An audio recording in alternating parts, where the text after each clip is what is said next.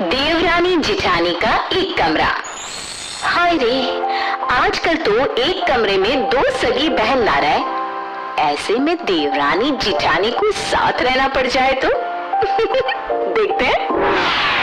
देखो दोनों, ईना और टीना, साफ साफ बोल रही हूँ, मेरे दोनों बेटे गए हैं विदेश पैसा कमाने। यहाँ तुम दोनों दो कमरे इस्तेमाल करके बिजली फूको, इसलिए मैंने छोटी तेरा कमरा दे दिया है किराए पर। जब तक मेरे दोनों बेटे वापस नहीं आ जाते, दोनों एक कमरे में रहोगी, ठीक है? पहली बात तो माँ जी, हमें ईना टीना बुलाना बंद करिए। मेरा नाम रमा और इसका नाम ज्योति है। अरे रमा ज्योति हो या ईना टीना मैं नहीं जानती, मैं तो बस ये बोल रही हूँ कि एक कमरे में गुजारा करो जब तक मेरे दोनों बेटे वापस नहीं आ जाते। सासू माँ, आप जानती है ना, दीदी के साथ मेरी थोड़ी कम ही पड़ती है, ऐसे में एक कमरे में रहना मेरे तो बस की नहीं है। हाँ तो मायके चली जा मायके। नहीं, ये मायके जाएगी तो घर का काम क्या मैं अकेले करूंगी? ना जी ना। सासू माँ, आपको दिक्कत क्या है? कैसे शादीशुदा दो औरतें एक कमरे में रहेंगी? जैसे मेरे दोनों बेटे विदेश में अकेले साथ रहेंगे। लेकिन वो दोनों तो भाई भाई है ना माँ जी, वो सब मैं नहीं जानती, जो कहा है वो करो। अब जिठानी देवरानी करती भी तो क्या, मान लेती है सास की बात। फिर दीदी, मैं ना पलंग अलग करूंगी, वो क्या है ना, रात में मेरी लात मारने की आदत है। हाँ, और लात खाने की भी। क्या क्या कहा? मैं किससे लात खाती हूँ? अरे मैं तो मजाक कर रही थी। वो क्या है ना, अच्छा ठीक है, अलग कर लो बस। वैसे भी मेरे मायके का बेड है तो मजबूत। मेरे पापा ने भी कम मजबूत बेड नहीं दिया था। तभी तो ससुर जी ने कानी उंगली से उठाकर बाहर कर दिया था। कोई इस कमरे से बेड हटाकर दिखा तो दे। तभी देवरानी हाथों से दोनों बेड को अलग कर देती है। भाभी, कर दिया। अब बताओ, कोई पुरस्कार भी रखा था क्या अलग करने वालों के लिए? हाँ ठीक है, शादी को इतने साल भी तो हो गए हैं। ठीक है, अच्छा कपड़े ना उधर वाली अलमारी में रख देना। अब तो जानी दुश्मन एक कमरे में शिफ्ट हो चुके थे। सोने तक तो मामला ठीक था, लेकिन रात में पति के फोन में घर की बुराई भलाई अब कैसे होगी, ये सबसे बड़ी समस्या थी। वो क्या है ना, मुझे पसंद नहीं है कि मैं और ये बात करे तो कोई सुने। अब एक कमरे में तो ये दिक्कत ही होगी ना। हाँ, जैसे मेरे पति का फोन आता है तो मैं लाउड स्पीकर में डालकर मोहल्ले को सुनाती हूँ। देखिए दीदी, मुझे भी पसंद नहीं है कि इनके फोन के बीच में कोई डिस्टर्ब करे। तो ठीक है ना, कमरा तो मेरा है, तो जाहिर सी बात है कि तुम्हारे पति का फोन आए तो निकल जाना बाहर। हाय रे, देवरानी को तो ये बात किसी तीर से कम नहीं लगती। वो जोर जोर से चिल्लाती है और बाहर निकलकर अपने कमरे में जाती है, लेकिन उसके कमरे का दरवाजा कोई और औरत खोलती है। क्या है, कौन हो और क्यों चिल्ला रही हो मेरे कमरे के सामने? तेरे कमरे के सामने? अब ये मेरा कमरा है, चल निकल बाहर। ओए, पूरे 5,000 दिए इस कमरे के उस बुढ़िया को। और हाँ, मेरे पति के साथ मैं कोई बात कर रही हूँ, मुझे पसंद नहीं कि कोई मेरे पति और मेरे पीछे आए, समझी?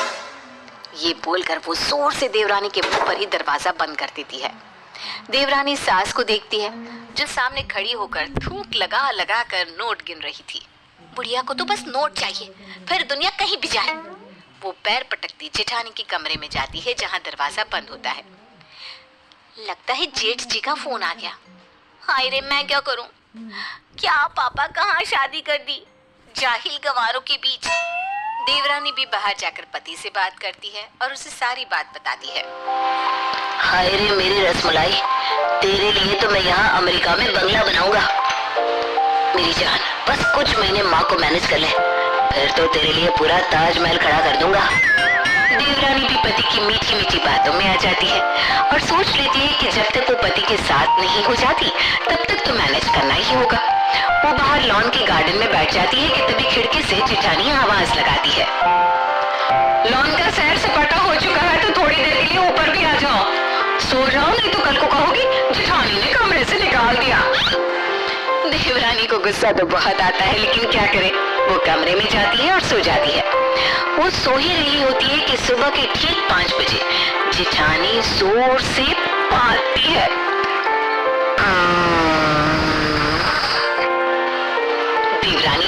कर उठ जाती है। नहीं, भागो, पड़ोसी देश ने हमला कर दिया है, हमारे ऊपर बम फेंके जा रहे हैं, भागो भागो यहाँ से। अरे चुप हो जा, हल्की सी गैस निकल गई थी, सो जा, कुछ नहीं हुआ। देवरानी लाइट जलाती है, पूरा कमरा बदबू मार रहा था। हल्की सी गैस, तब ये हाल था। मुझे तो लगा हमारे देश में भी हमला हो गया है, पड़ोसी देश ने बम फेंक दिया। मैं तो डर गई थी हल्की सी गैस में। क्या होता अगर आप जोर से कौदती। और नौटंकी, शांत हो जा, कोई ऐसी बात नहीं है, सो जा। लेकिन देवरानी को कहाँ नींद आने वाली थी। सारी सुबह किसी तरह करवट में गुजरती है। अगली सुबह देवरानी सासू माँ के पास जाती है।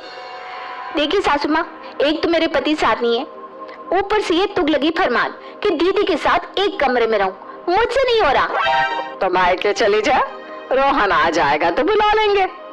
नहीं नहीं, ये कहीं नहीं जाएगी। ये जाएगी तो घर का सारा काम कौन करेगा। भाभी प्लीज जाने दो ना मुझे। रात को भैया का फोन आता है तो आप मुझे बाहर कर देती हो, सुबह गंदे गंदे बात कर डरा कर उठा देती हो। भाभी प्लीज प्लीज जाने दो ना मायके। अरे उस बेचारे की उम्र हो गई है, गैस पर कंट्रोल नहीं रहता, तो क्या उसका मजाक बनाएगी तू? बात तो सही है माँ जी, गैस में कंट्रोल नहीं है, लेकिन उम्र तो वैसे बाली ही है मेरी। देवरानी सास बहू का ड्रामा देखती है कि तभी उसके फोन पर पति का मैसेज आता है। हाय रे, कितने बड़े घर की फोटो, लग रहा है ये खरीद रहे हैं। मैं तो चली अमेरिका। इनमें से तो मैं किसी को ना ले जाऊं। बड़ी बहू, लग रहा है छोटी पागल हो गई है, तभी खड़े खड़े हंस रही है।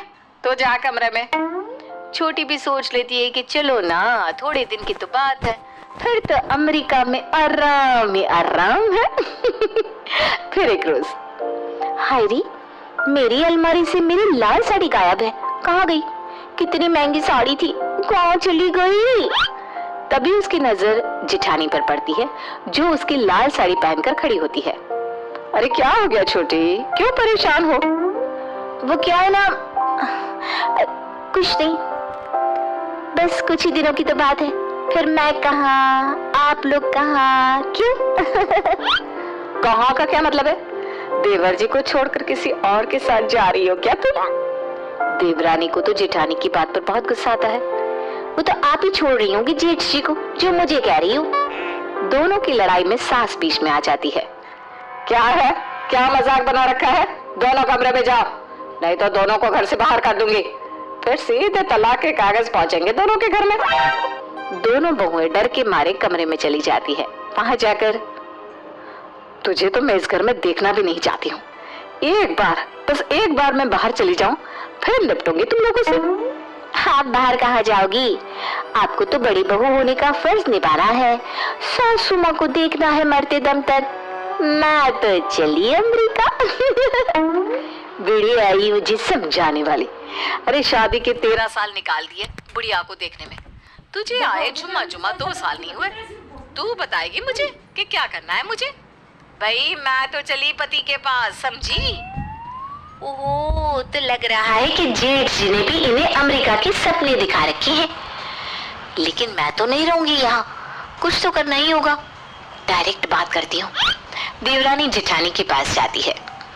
देखिए दीदी, अमेरिका ये गए थे, भाई साहब तो बस साथ गए हैं इनको सेटल करने। अब ये क्या नया नाटक है कि आप भी अमेरिका जाएंगी? तो क्या हो गया, इस घर में बहुत काम कर लिया मैंने। तू भी बहू है, तेरा भी फर्ज है, मैं ही क्यों पीसती रहूं? अरे क्या हो गया, क्या पीसना है पीस लो ना। और हाँ, मिक्सी का इस्तेमाल करने की जरूरत नहीं है।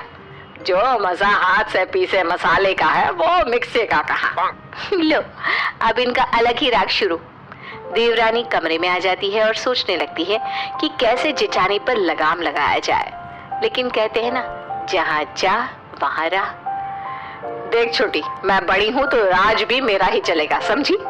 ना मायके जाना है ना ही अमेरिका, यही रहो, घर का काम करो और सास की सेवा, समझी? चलो, मुझे नींद आ रही है, कमरे से बाहर जाओ। क्यों जाओ कमरे से बाहर? अभी तो जेठ जी का फोन भी नहीं आया। आ गया है, होल्ड में है। जाओ ना, बाहर निकलो अभी। देवरानी बाहर खड़ी हो जाती है। थोड़ी ही देर में अंदर से जेठानी की आवाज आती है। हाँ हाँ हो गई बात, आजा अंदर। देवरानी अंदर जाती है। उसे शक होता है कि हो ना हो दाल में कुछ काला है। वो जैसे ही अंदर आती है, जेठानी मुंह पर चादर लेकर सो जाती है। क्या बात है जो दीदी जेठ जी से बात करने के बाद अपना मुंह नहीं दिखा रही? कोई तो बात है। वो बाथरूम में जाती है जहां उसे एक नीले रंग की डिब्बी दिखती है। जेठानी चादर के अंदर से ही कहती है, छोटी, कमरा शेयर करने की बात हुई थी, बाथरूम नहीं। मुझे पसंद नहीं कि कोई मेरा बाथरूम इस्तेमाल करे, बाहर निकल वहां से। लेकिन तब तक देवरानी वो डिब्बी खोल चुकी थी जिसमें रखे थे जेठानी के नकली दांत। हाय दैया, दीदी दांत नकली है आपके? अब तो मैं ये बात सबको बताऊंगी। जेठानी अब चादर के बाहर आती है और मुंह बुड्ढी जैसा बिना दांत का वो देवरानी से कहती है, छोटी, नाना किसी को ना कहना, वरना ये तो मुझसे तलाक ले लेंगे। माँ जी भी धक्के निकाल कर घर से बाहर कर देंगी। तो फिर आज से मैं जो बोलूंगी वैसा ही करना है। कल मैं चली मायके, फिर जाऊंगी अमेरिका। बोलो हाँ? जैसी तेरी मर्जी। हाँ चली जाना, लेकिन ये राज ही रहे।